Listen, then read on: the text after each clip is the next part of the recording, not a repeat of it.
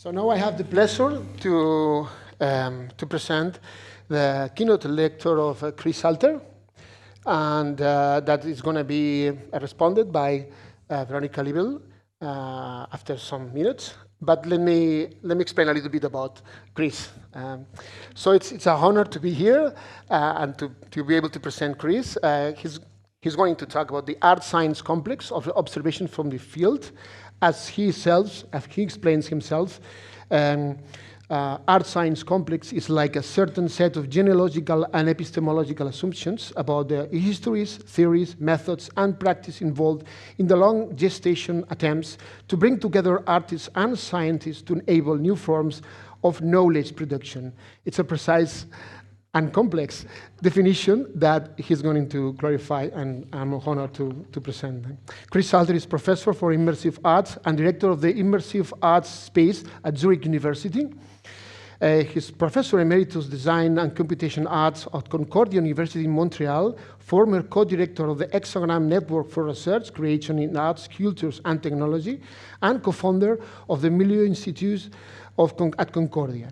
His artistic work has been seen all over the world at such venues as Venice Architecture Biennale, Barbican Center, Berliner Festspiele, Wiener Festbund, ZKM, etc., and many other places. He's the author of really nice books that you should all acknowledge and read.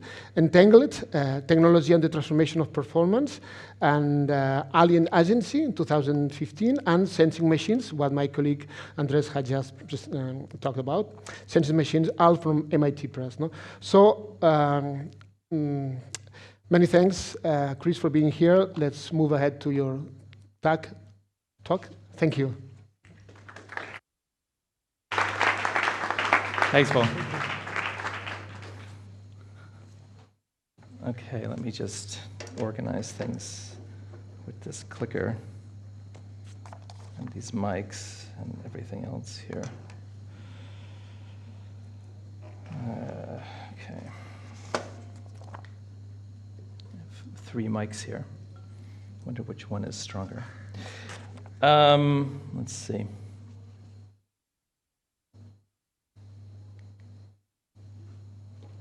Let's see here. Okay, maybe show me which, yeah. Just see if the battery's on it. Okay, and it's the bottom one? Yeah. Okay.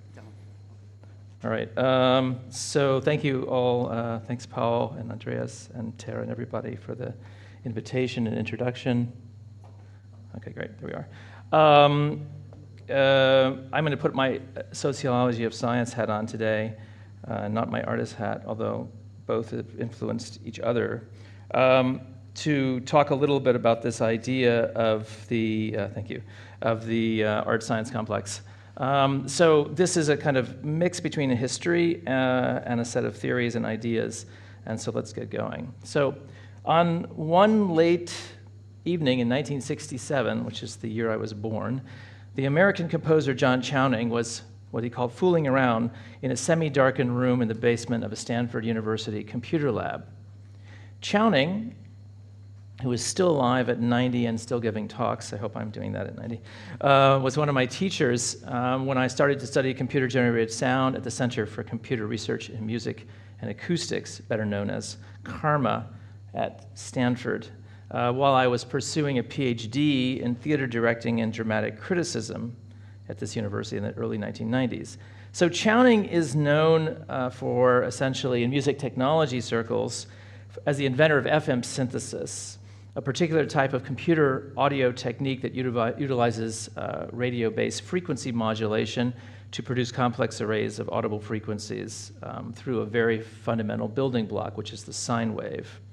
Now, Chowning's fooling around and discovery of FM synthesis went on to make history.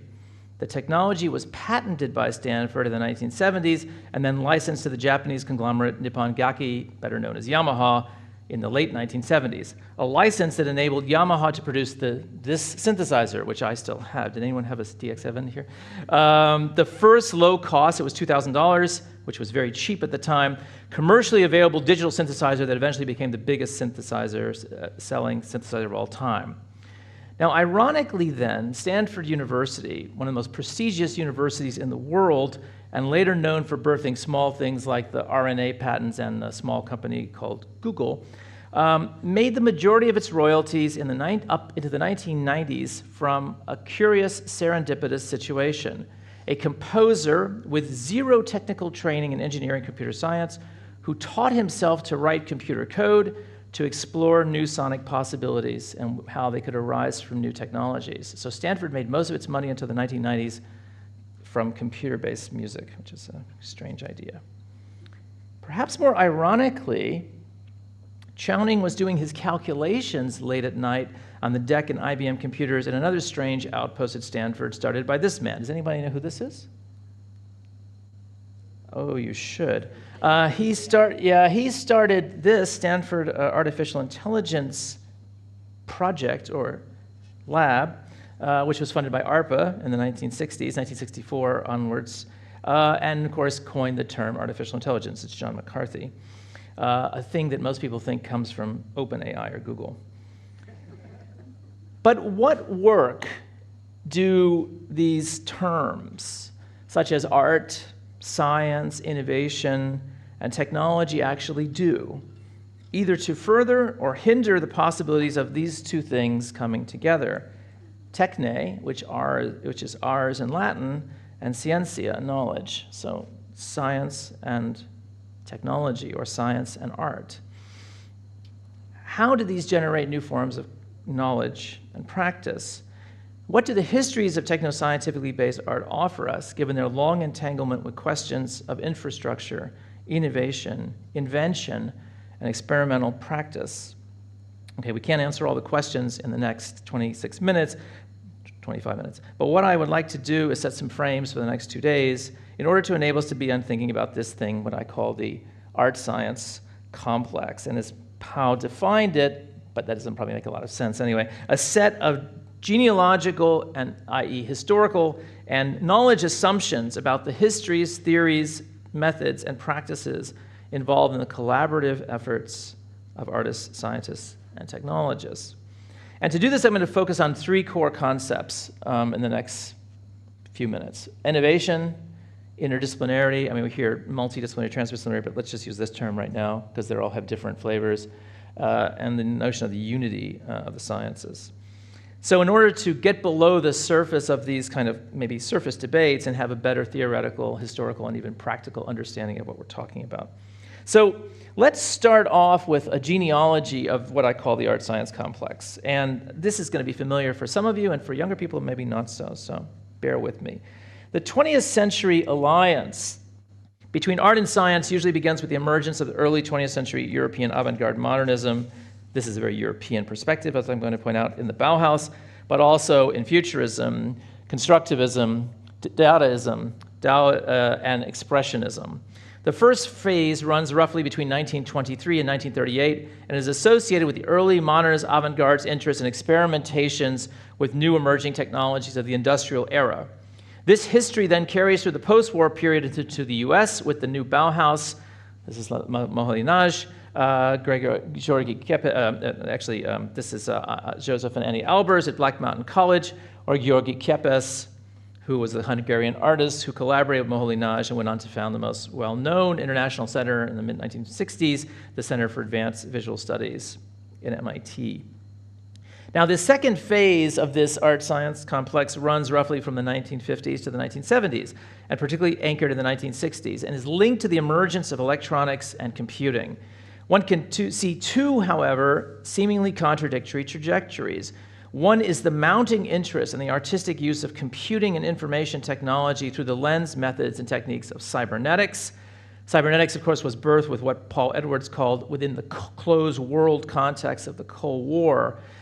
But its interdisciplinary tentacles tend to lead to a whole range of artists, designers, and technologists' interests in feedback, control, and interaction. And these people included people like, that was Joshua Reichart, the famous curator of cybernetic serendipity in 1968, Jack Burnham, who I'll talk about later, This is Frank Molina, Frank Popper, Robert Rauschenberg, Namjoon Paik, Vera Molnar, just passed away, Charles and Ray Eames, John Cage, Alan Capro, Nicholas Schuffer, Billy Kluver, Stena and Woody Vasulka, and Roy Ascott, among others. But the other trajectory is that of 1960s counterculture, a trajectory that is defined by its anti-Vietnam War, anti-consumerist mindset, combined with artists' interest in using technology to alter the self through pharmacological, i.e. drugs, and perceptual experimentation, and through political protest. At the same time, these two trajectories, this Cold War mentality of basically the Vietnam War at that period, and essentially this counterculture, come together in the founding of institutions and programs in museums, universities, and alternate cultural structures dedicated to art, science, engineering, and technology, such as EAT, 9 evenings, the Art and Technology program at the Los Angeles County Museum of Art, and the Architecture Machine Group at MIT, among others. This movement then slows down in the 1970s, interestingly enough, within a larger set of institutional, cultural, and technological shifts, namely the perceived failure of the art and technology movement. Famously noted by the art critic and curator Jack Burnham in a 1980 essay in Art Forum called Art and Technology, the Panacea That Failed, Burnham said, quote, "Today's science has spawned a wealth of technical gadgetry, while on the other hand, modern visual artists have been notoriously unsuccessful in utilizing most of it in making socially acceptable art," unquote. Now, Burnham, who was one of the major leaders of the 1960s and 1970s art and technology movement, principally argued that it is art's, what he called, quote, internal semiotic consistency, unquote, that ultimately prevented it from becoming absorbed by other disciplines, for instance, science and technology, no matter how powerful or persuasive. And this is an interesting quote, an interesting essay that may still have some lessons for today. Now, this movement essentially restarts in the 1980s to 2001 with a new generation of microcentury called the Studio Lab, quote, "a new class of hybrid innovation institution where new media technologies are designed and developed in co-evolution with their creative application." This starts. And of course, the Century identifies in his 1999 report, which is still worth reading, Pathways to Innovation for the Rockefeller Foundation, a host of third-wave institutions such as, Veronica's in the first row, the Ars Electronica Festival, the ZKM, IRCAM, NTT's ICC, Xerox PARC's Park Artist in Residence Program, the MIT Media Lab, the Banff Center for New Media Arts, and others. It's also during this period where philanthropic organizations such as the Rockefeller Foundation, which under the supervision of Howard Klein and consultant Namjoon Paik, had been responsible for developing the entire infrastructural development of experimental television labs used by video artists in the United States in the 1970s and 1980s, as well as the Daniel Langlois Foundation in Montreal, the Wellcome Trust in the UK, and Nesta, and many private sponsors and philanthropic organizations. They began to develop support not only for independent artists working with technology and science, but also a range, in the case of the Langlois Foundation, of institutions outside of the North American axis, which included in India, in Brazil, in Peru, in the Balkans, and in Senegal, and in the Philippines. This was all funded by the Daniel Langlois Foundation, which is highly responsible for where we are now. Now, this narrative basically usually stops at that point because now new histories are being written.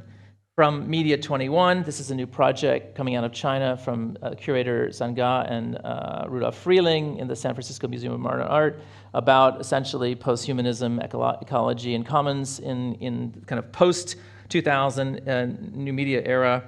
And then we carry on to questions about, of course, the new media in the global south or indigenous north, although clearly as well the rise of Web 2.0, Web 3.0, bioproduction, artificial intelligence, big data, And then COVID, the collapse of the world financial sector, COVID-19, and Black Lives Matter are enacting a fourth phase, which is now being told.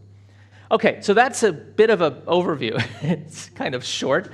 This is a grossly abridged narrative, but this has appeared in accounts from art historians, media art historians, cultural critics, media studies scholars, policy experts, and even made its way into influential commission reports and policy studies in the future of the arts, new media, and communication studies.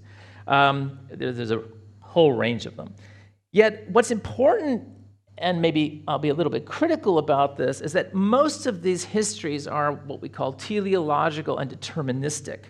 That is, they're the idea that new tools will inevitably create new artistic possibilities that artists will inevitably take up and then consequently drive subsequent tool development, i.e. innovation.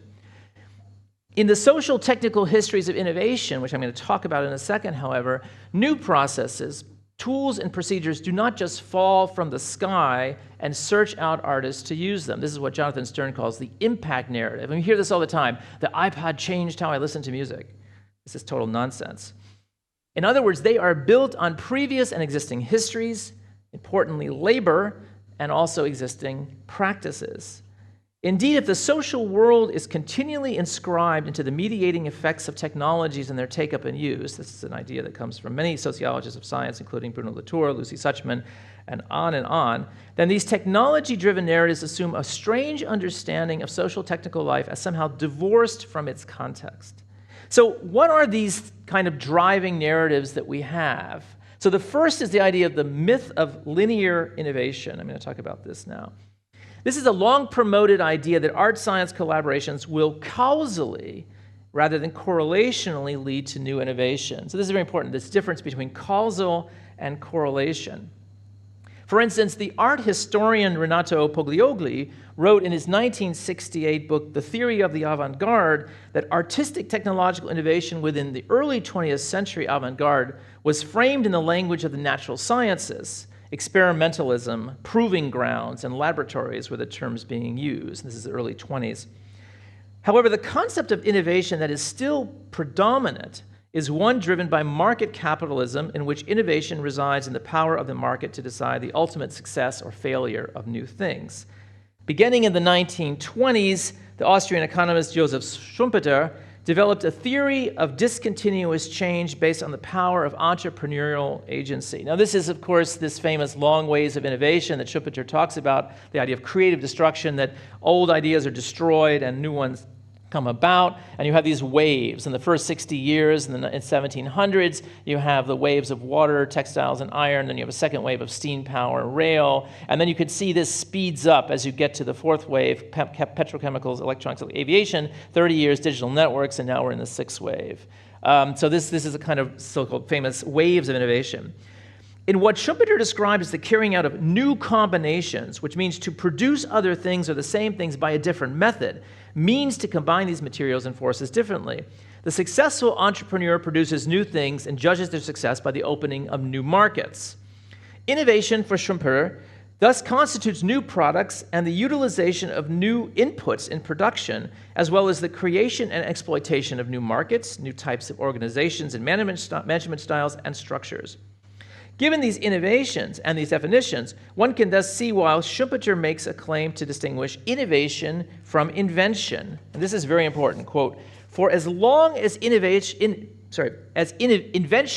are not carried into practice, they are economically irrelevant, unquote.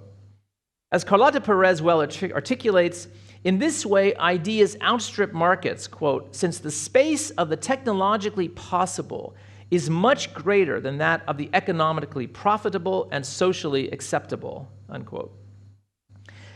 As the neo-Schumpeterian economist Christopher Friedman described in his work on innovation systems, and open innovation we call it, the concept of innovation is neither singular nor linear, but basically involves different spatio-temporal scales where the results of technologically led processes cannot be foretold or even expected in advance. In contrast to the rhetoric of radical newness, then, innovation in reality is highly what we call path-dependent in economics. Things tend to follow previous historical trends rather than current ones, even if they may portend to be more innovative and new. This challenges this idea that every new innovation will follow the same path of take-up and acceptance. So a good example is the current boom in large language models, so LLMs, which many assume were developed by OpenAI, which is ironic because Google wrote the Transformer paper that changed things in 2017. But as one can see, that time here, the timeline is slightly different. It starts basically in the 1940s and 50s with people like Chomsky, who already argued that essentially finite state models can produce something that looks like language, although perhaps nothing like human language. And then you see this huge long line that leads us to something called ChatGPT. In other words, innovation is perceived as dynamic and can thus be incremental, small step changes in existing products, rather than this idea of it being radical, i.e. a paradigm shift in this Thomas Kuhnian sense, where existing ways of doing things are completely thrown out and something new begins. At the same time, innovation is also not isolated to single instances or individuals, like this person, or single locations, like Silicon Valley. So people are always in the 1990s, when I was working in San Francisco, would come, they wanted to start Ars Electronica in San Francisco. I said, well, this is a very specific context for why Ars Electronica was founded, or any of these other centers. Indeed, like science itself, innovation is thus seen as a collective endeavor involving, quote, other agents of change, suppliers, distributors, and many others, including consumers. The second trope of the art-science complex is this concept of interdisciplinarity. And so just to give a very quick, so if we talk about multidisciplinary, it means different disciplines sitting around the table. That's all. Interdisciplinary and transdisciplinary are kind of used and exchange with each other. They just basically have different national flavors. In Germany, people, in the German-speaking world, people use the word interdisciplinary. Also in France, in the UK, it's more transdisciplinary. But they're similar. So, of course, everyone in this room would be hard-pressed not to find an academic or artistic call that does not include this word. But what does this word do, interdisciplinary, in the context of this art-science complex? The first thing is to understand that the term is highly contested. And this is what I'm trying to point out. These words you hear, but they actually don't have a singular meaning. They are changing all the time based on context. So, as Georgina Bourne and Andrew Barry, authors of a very influential empirical study on interdisciplinarity in the early 2000s, wrote, this one also based out of practice and ethnographic observation, interdisciplinarity has multiple trajectories and dynamics. As a solution to a series of current problems, particularly the relation between science and society, the development of accountability, and the need to foster innovation in the knowledge economy. Okay? In other words, there is a series of what Bourne and Barry, and I find this extremely useful for these discussions, which are usually staying at the surface. There's different modes and logics of interdisciplinarity that operate below the surface. So this integrative synthesis articulates essentially thinking from two or more disciplines in almost mirror fashion. The subordination service model suggests that one or more disciplines act to take up slack or make up for a lack of some specific component in a main discipline. An example of this, for instance, is when natural scientists claim that art allows them to more beautifully visualize scientific phenomena, or when engineers in research settings take on a service role in providing equipment or human resources for an artistic project that may have scant research outcome, but only artistic merit. However, in the agonistic-antagonistic mode, dialogue, criticism, or opposition to an epistemological boundary of an established discipline takes place. This mode entails, quote, a commitment or desire to contest or transcend the given epistemological or ontological assumptions of specific historical disciplines, a move that makes the new interdisciplinarity irreducible to its antecedent disciplines. So that's important, this idea that basically there's an attempt to transcend the boundaries of existing disciplines, but it's not irreducible to them. Along with the relationships between disciplines, Bourne and Berry also identify an even more important set of what they call logics of interdisciplinarity, which they argue operate interdependently around the issue of how interdisciplinarity actually transforms research practice. And if you're interested, the article they wrote is called, there's an article called Art, Science, and Public Experiments, where this is described. For instance, they describe what they call the logic of accountability. This suggests how research is increasingly demanded to make itself accountable to society, the so-called public face of science, or public engagement with science. This logic not only appears in countless sci-art projects, predominantly supported in the 1990s in the UK by such funders as Nesta and the Wellcome Trust, sometimes also by STARTS, but many others, but also in the description of other initiatives. In other words, funders, scientists, and artists alike seek to extend the possibilities of usually science communication into an accessible and, in the eyes of many scientists, representational and demonstrable package by strategically instrumentalizing the arts in the name of the public accountability of science. You find this a lot.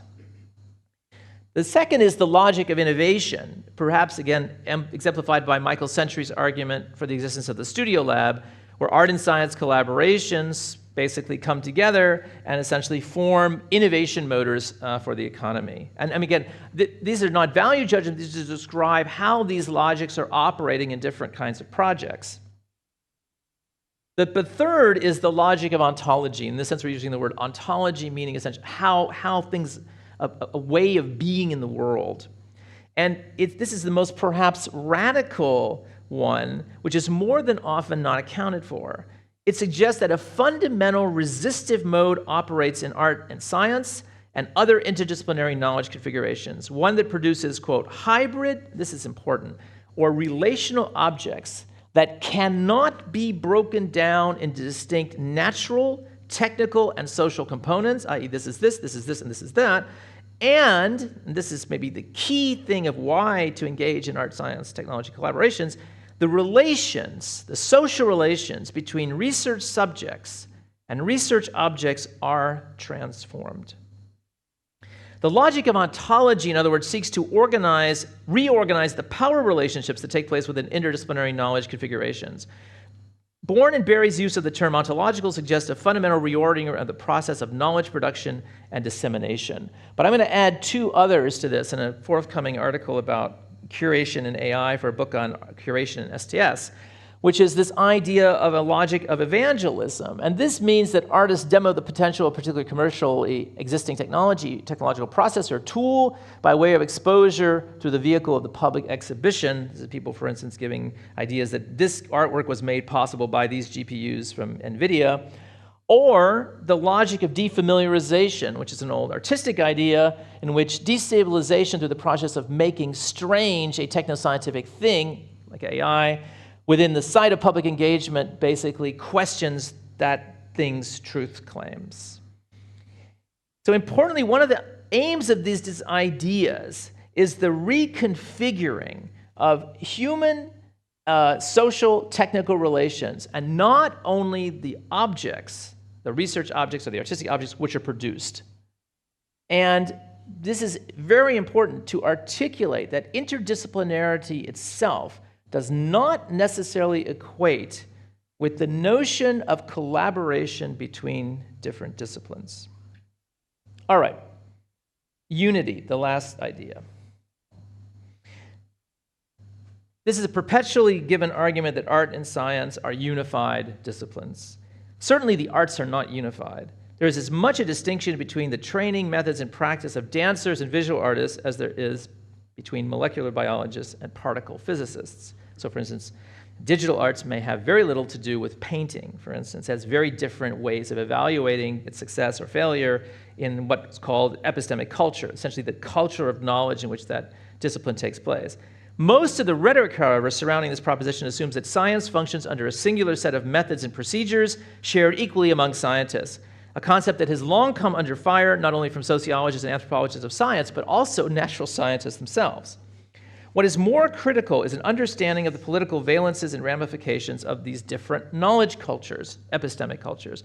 The sciences, quote, are pursued by groupings of specialists who are separated from other experts by institutional boundaries, deeply entrenched in all levels of education, in most research organizations, in career choices, in our general systems of classification, unquote. In other words, interdisciplinarity, even in a field that's, say, nuclear physics, is difficult.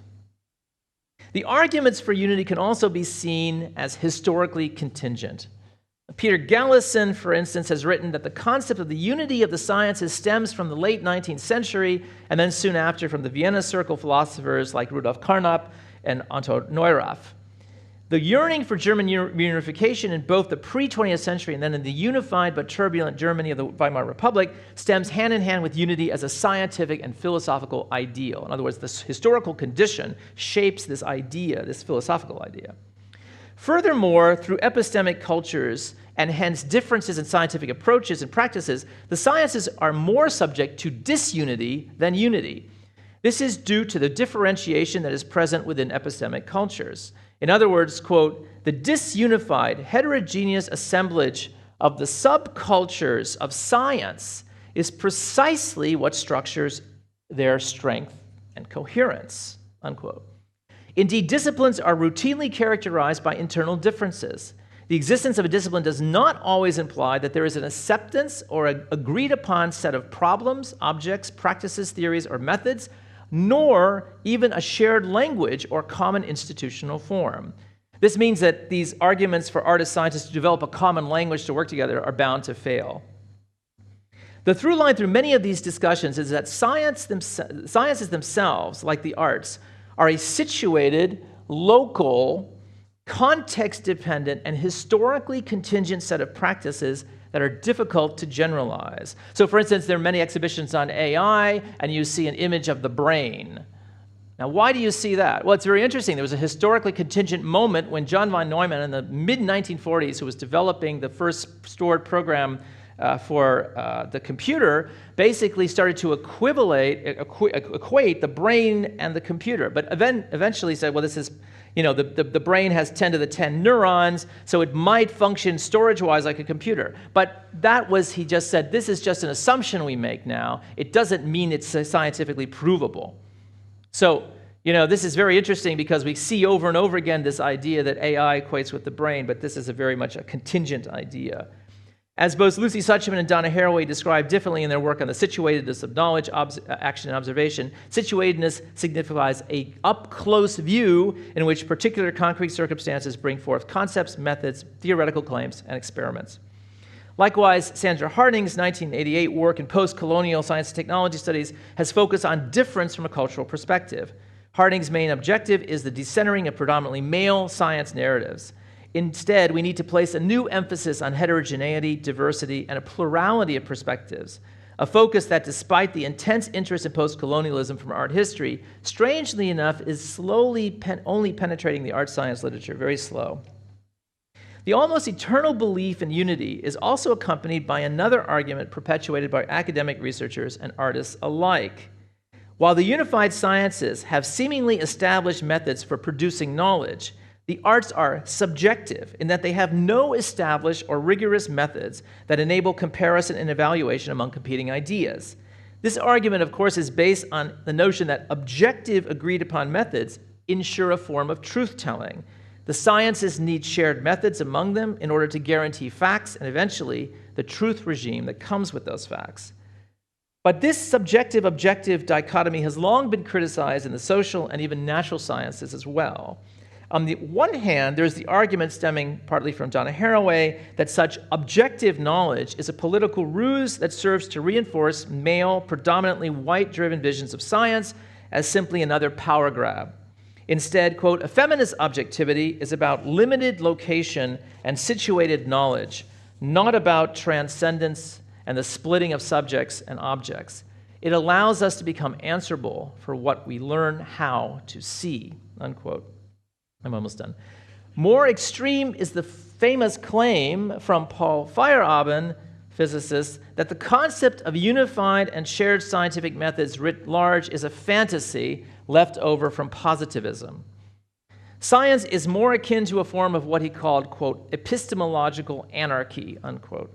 Scientific facts are made to be, quote, independent of opinion, belief, and cultural background, unquote, while methods are meant to remove the possibility that other influences, cultural, religious, intuition-based, could blur boundaries between different disciplines. Moreover, the notion of a method as a durable, unchanging set of concepts for conducting science doesn't hold up under historical scrutiny. Hypotheses have been used to contradict existing well-established theories, counter rules rupture existing notions of facts, and political social contexts establish what is deemed proper over irrational science, what's funded, what's not. The things that, quote, make science, discoveries, rules, conjectures, uniform procedures, and even experiments, Feyerabend says, quote, have no common structure, unquote.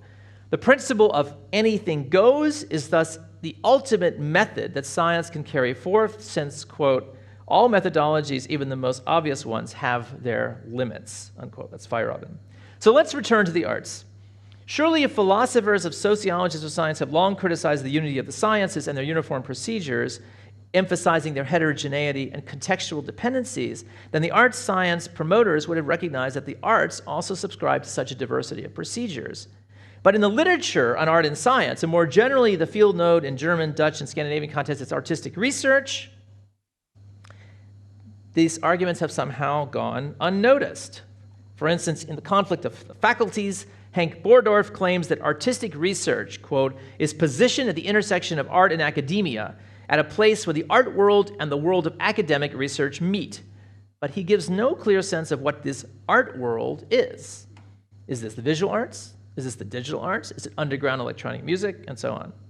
The art world is itself a heterogeneous entity, with its boundaries constantly shifting. Moreover, although he is certainly cognizant of it, claims of unity of methods and disciplines also sneak into Boerdorf's model. For instance, he says, quote, to adopt one-sidedly the natural science model, the social science model, or the humanities model will produce a myopic understanding of what is really going on in the arts. What then is going on in the arts? This belief in an established, uncritical form of objectivity seeps through this also claims that objectivity, this is also in Boerdorf, becomes an urgent concern as one criteria for sound academic research is a fundamental indifference as to who performs the research. Any other investigator ought to be able to attain the same results under identical conditions. And this is the same idea that like you do the same thing in order to produce the same results. All this is to argue that while the ideas critiquing unity and objectivity are more or less common knowledge to philosophers of science and STS, many artists, art historians, and curators, not to mention politicians, continue to hold the belief that science is a singular, unified field with exact and shared guarantees over what constitutes legitimate knowledge and what does not. In light of Feyerabend's searing critique not only of method, but also the supposed rationality that constitutes science, it is thus important to recognize not only the disunity of the sciences, but also the arts, particularly as the majority of art science accounts tend to smooth over the difference in favor of a kind of suspicious universalism. In other words, why don't specific practices take center stage over these worn-out disciplinary generalizations? So, what is the conclusion? The reason I give this talk is to demonstrate that this art-science complex is alive and well, not only in funding bodies, but also in university curricula, policy agencies, and most especially the concepts, ideas, and visions of curators, artists, and scientists.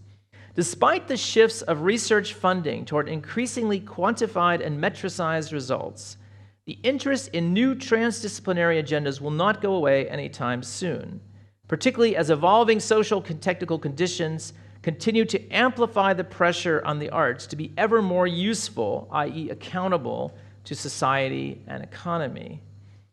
Indeed, the increasing blurring taking place between the arts and the creative industries is at best highly problematic.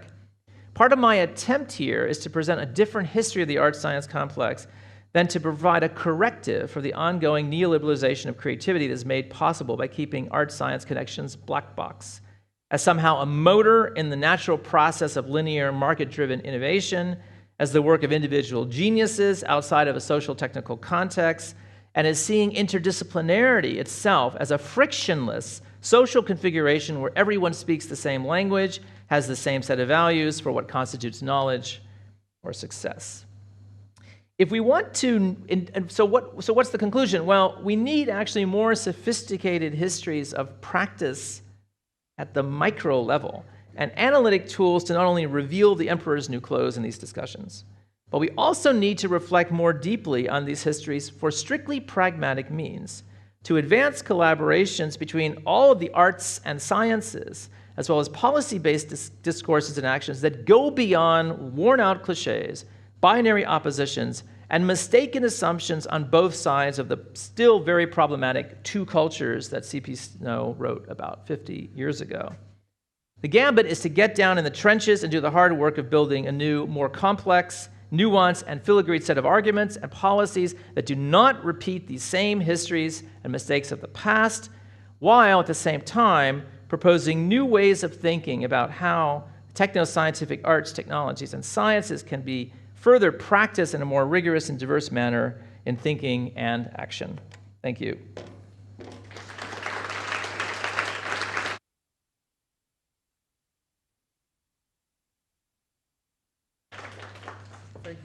Thank you so much. Chris, thank you for your intense and inspiring full talk. Now it's time for our respondent, Veronika Liebl. She's the Arts Electronica Director. You can sit in here. She's the Arts Electronica Director of European Cooperation and the Managing Director of its Festival Prix Exhibitions Department. Okay, I'm gonna put in here. It's the mic. Okay. For over 10 years, she has been involved in programming and the production of collaborative programs with partners from the arts, science, and industry, and involved, launched, and completed numerous European projects, such as the S+T+ARTS Prize and the European Artificial Intelligence Lab. Furthermore, she serves as a member of the City of Linz Culture Council, at the Executive Board of the Linz UNESCO City of Media Arts, and the Content Innovation Council of the Frankfurt Book Fair's Arts Plus program. So now it's your time for the... I'm going to sit here, okay? And Paul, you're the mic blocker because we're like, okay, Veronika and I are feeding back, so. Let's try if it works. Thank you. So now it's... now we go at it. Yeah, you can go ahead. Yeah, thank you so much. Thank you so much also for organizing the whole conference at a really crucial point. For starts, it's a privilege, yet a tough one, I have to say, to respond now to Chris. With this, I actually want to zoom in a bit into the practicalities of S+T+ARTS and try to translate also some of what I took from the key points of you, Chris, into the current practices of S+T+ARTS and, of course, also the possible future scenarios and directions that we might want to consider pursuing.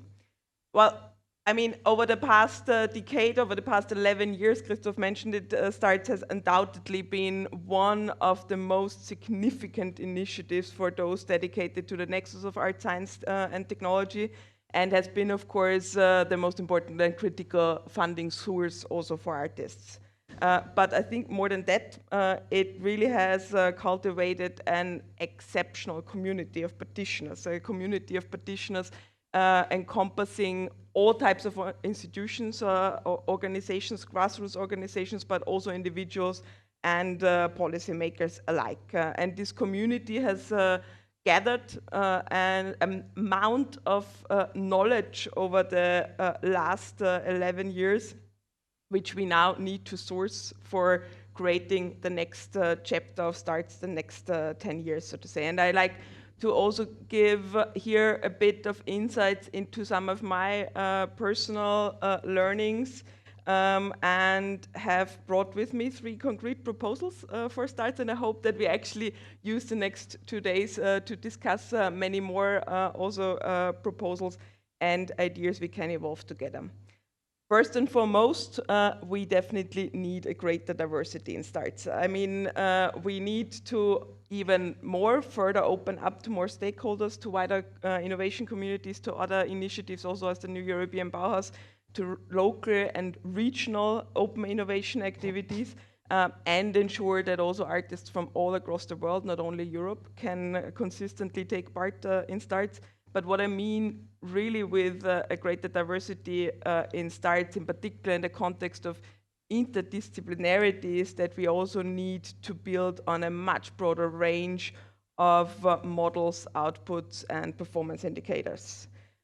Lately in STARTS, we have seen one dominant residency model based on challenge definitions, and also the presumption that experts are actually defining the research questions for artists, while of course this model does work for specific contexts. In particular, if the artist is involved in a more explanatory role, we need to really bring forward also and lobby for more models where artists are really involved from the departure points and the problem refinement itself. If we want to involve artists in challenging the system and in its underlying principle, not necessarily only in radical ways, but really in a way where artists can actually think out of the box and overcome these habits of long-held assumptions we produced in the last decades, and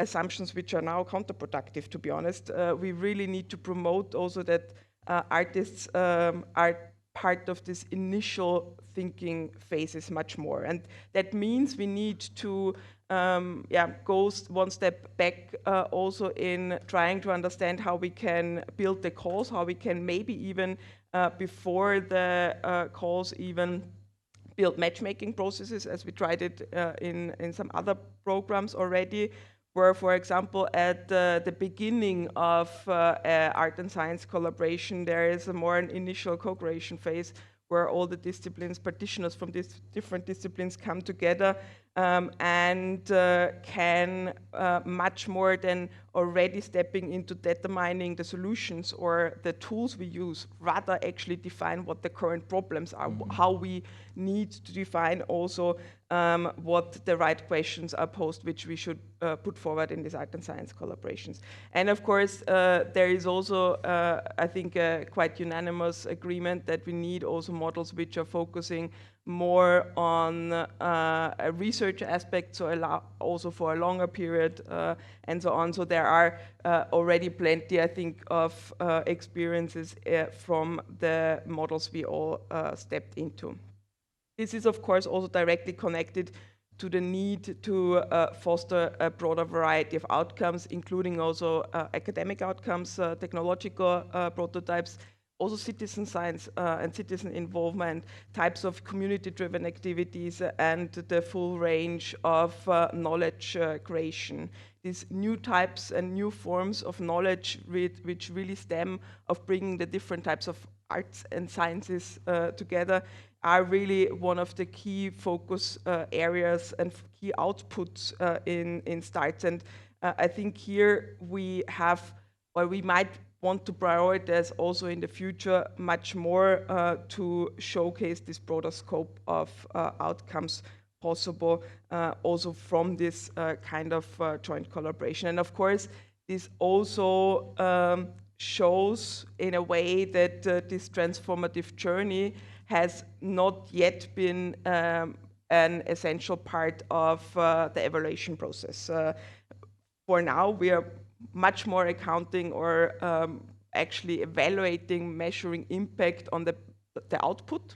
So basically what then the single object is at the end. But we need here also to actually evaluate much more the systemic change, much more this transformative journey, the interdisciplinary collaboration, the quality of collaborations behind, and the societal influence the collaborations have to assess not only the singular output, but really the underlying transformative process and the long-lasting effects behind it. And I mean, we heard it plenty times today, this kind of interdisciplinary context requires working across many different stakeholders who come from completely different work cultures, use different disciplinary jargons, who actually are based in different professional contexts. And this usually comes along at one point or another in the collaboration with quite of communication challenges. And Terra has touched upon it in her opening statement. These communication difficulties, these misconceptions, these different assumptions also become the most valuable source of insight in many of these art and science collaboration. These discussions, even though they might be brutally challenging, are often the most intellectual, inspiring, and stimulating part of the collaborations, and can be really considered also often as the starting point of the whole transformative approach. And this is something which, of course, requires tremendous amount of facilitation, the competence of bringing not the words together in a way that you establish a common language, as you addressed, but much more the competence also of being capable of navigate and also mentor the parties along this friction point. Someone called it yesterday messiness, which bear maybe the starting point of the program, and don't perceive this friction as the stopping point, as I've seen in so many art and science residencies, as the key stopping point, to be honest, when they believe that these frictions, these misunderstandings, also these problems, communication problems, are the end of these collaborations. They are the beginning, but it needs someone to facilitate the process along that. And Kesnikova came up with the concept of an innovation catalyst a while ago, and I think it's a beautiful description also of not necessarily domain expertise or discipline expertise, but this way that someone needs to be in this process, not to establish again a common language, but to challenge also the parties and mentor the parties in a way. And for this, we do need more education. We need in STARTS really something like a master or a vocational training. And I don't mean now STARTS as an institutional way, but really for the methodology of bringing the disciplines together, which will not only benefit our own sector, arts and culture, but much more actually going beyond also the facilitation of disciplines beyond residency models. I've seen it currently also in being involved in university development in Linz, and seeing how you can develop also interdisciplinary curriculum, and masters or vocational trainings like this could really support also knowledge of our own sector to support other sectors in their interdisciplinary practice. And last but not least, this knowledge should be collected and shared with a wider community through strategic hubs in Europe. And this might be the most trickiest one to advance the current way of STARTS regional centers, in which we both are into really a sustainable long-term regional infrastructure in Europe.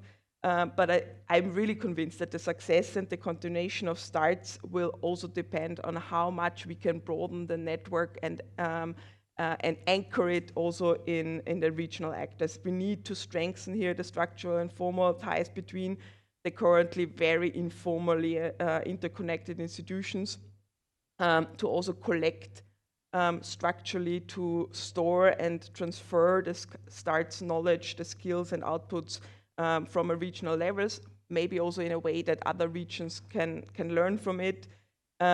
Many of us have been developing these ecosystems in their regions anyway for decades. I mean, this is not necessarily something which comes only from STARTS, but this is something we are very much active into anyway. But we need, as centers, beyond the projects we are currently in, also to form networks of exchange where we really collect and disseminate the learnings across regions, similar to the networks which I know of the UNESCO City of Media Arts, for example, or Fab City would be examples. But I think there are examples out there which we can definitely learn from. And I mean, this, just because I see the timer and we'll try to come to an end. I think the bottom line is these kind of STARTS regional centers need or are a necessary infrastructure and resource also to allow for this kind of institutionalized way of experimentation and open innovation, which are not necessarily purpose-driven first thing, but which really can drive the curiosity and also allow for a genuine type of experimentation. Spaces, as you call it, John, and call it as fooling around maybe, which we need much more in Europe. And of course, we also need to fight for the validation of these types of spaces for experimentation. Again, I think it's a crucial time for STARTS, and I think it would be really fantastic also to ideate together in the next 1 or 2 days what the next 11 years could look like, and we probably also need to challenge ourselves a bit in advancing the models we use. Okay, thank you very much. There we go. Thank you very much.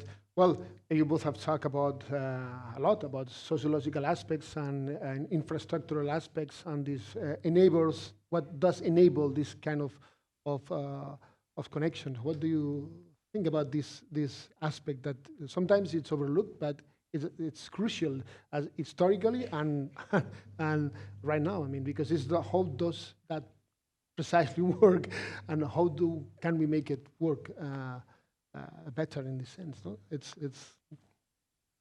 Yeah, I mean, I mean, I think the interesting thing is that there's rhetoric and then there's action, you know, and these collaborations are difficult. They take a lot of work, as Veronika was saying. I think, first of all, I mean, speaking from from a research context, an academic research context, and then also having a lot of expertise in moving things out of academic context into more public context, the timelines are just very different, for instance, in research and development and production.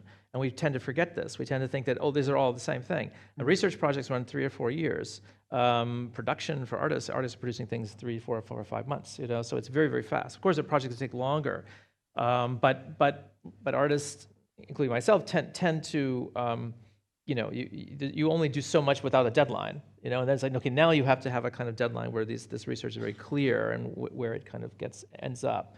I think the other thing that's important is, you know, interdisciplinarity. I mean, you know, these are institutional concepts. You know, of course, artists move in and out of institutions all the time.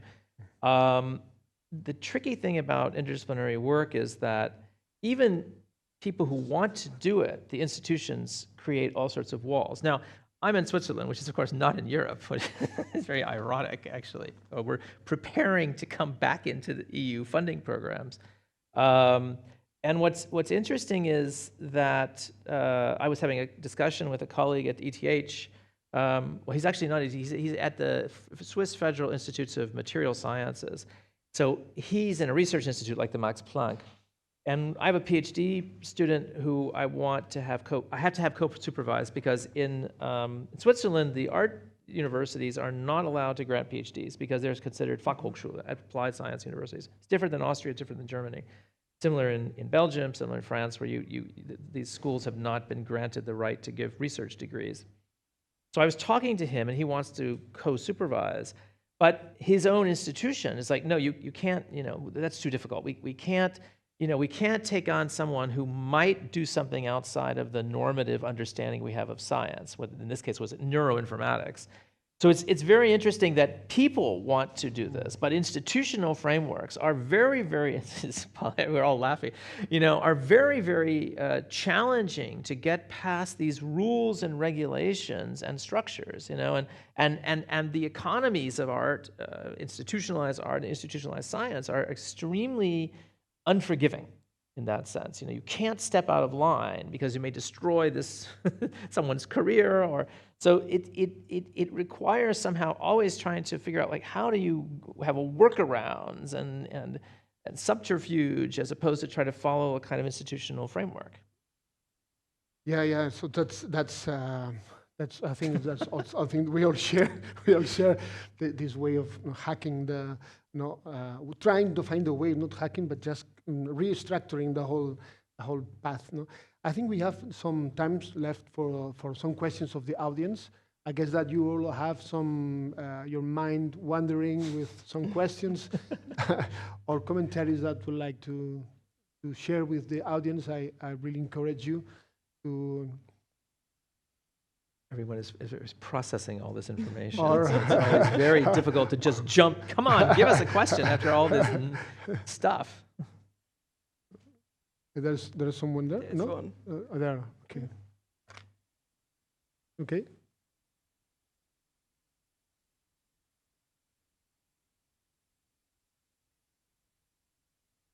So, could you put the mic? We cannot. Yes. Yes. The mic? It doesn't seem to be on. I think it's probably just. Because we just have time for one question because Yeah. we are running really late. Yeah. I'm sorry.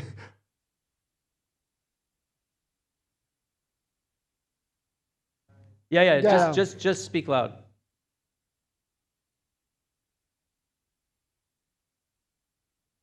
Versus Ah. 3 months.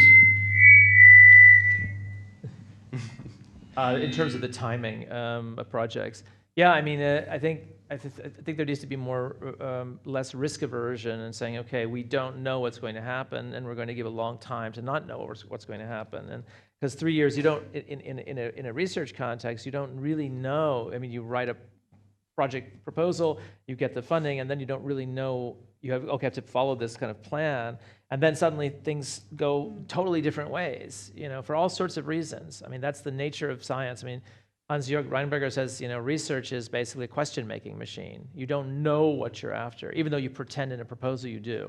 So it means longer timeframes, and also just saying, okay, we don't know if there's going to be a product coming out of this. We don't know what the results are, but we're going to support this because it's an interesting idea, and we're going to see what happens. I mean, this is also how early innovation labs in the United States, like Bell Labs, function. Of course, they were working for the telephone company, but they were not, people like Shannon and others at Bell Labs were not told, okay, you have 18 months to figure out something to market. They were just given their time and resources and with their knowledge to meet each other, talk, and think and develop. So you need much longer time frames, and I think you have to create programs that's a funding issue, but it's also, let's say, a thing on both sides to assume that we don't know what's going to happen, and we trust these people that they're going to do something interesting. And that trust is extremely important, as opposed to going, wow, we have to have a product, we have to show it. And there's all sorts of formats, all these festivals, and are developing new kinds of formats to make this work public. It doesn't have to be an object, but that's important on both sides to understand. Yeah. Thank you. Okay, thank you very much. Thanks very much. We have to close here because we have the time for coffee break. So thanks a lot, Chris, thanks a lot, Veronika, for making it the opening session. Thank you.